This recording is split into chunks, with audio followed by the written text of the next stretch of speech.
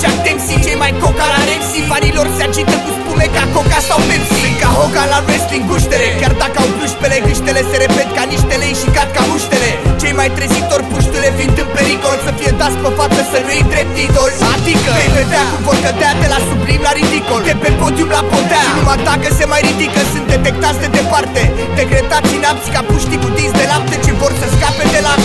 Sunt sute setați de suflu când explit noxe sub forma sute de vați. Toxic când ies din boxe și fiind doar un alt fals creștin, tu nici n-o să observi că metodele de care dispun sunt tot neortodoxe. Așa a fost să fie sau mie îmi revine meritul ca de la primele versuri ce-au pus pe hârtie să devin legendă fie mintea și sufletul devoratorilor de poezie. A fost să fie ce dragi MC vor să fie, din moment ce vor să știe toți cu ce forță scrie. Filosofie ce face spiritul mort să fie, sunt generatorul uman de energie. Apropie-te și aici tot ort să fie. Porcărie, MC român rămân comun, sunt unicul fără volum în plămâni care dezlănțuie publicul și destule despre care poți să rimezi destul cât să epuisezi textul. Dar de ce pula mea crezi tu că e vorba de cantitate?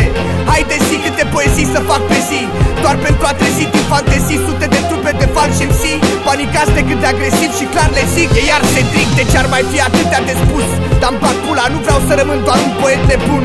Schimb versuri sociale într-un nor dens de fum, atât de varsă că oricum nu prea mai pot să contez pe ce spun.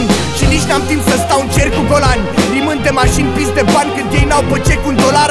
Și inclinația lor nu există ca cerul solar, le taie la nu ca un măcelar la cercul polar. Riscând pârnaie și cancer pulmonar, eram genul total dubios așteptând duba. S-ar beat la bătaie ca războinicii nuba.